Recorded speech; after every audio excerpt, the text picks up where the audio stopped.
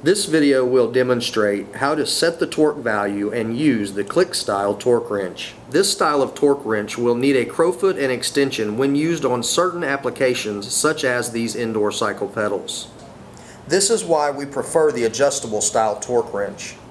To prevent creating extra leverage, you must keep the crowfoot turned 90 degrees out of alignment with the torque wrench handle. Set the wrench for 35 foot-pounds, then tighten each pedal until you hear a click, which indicates you have achieved the desired torque.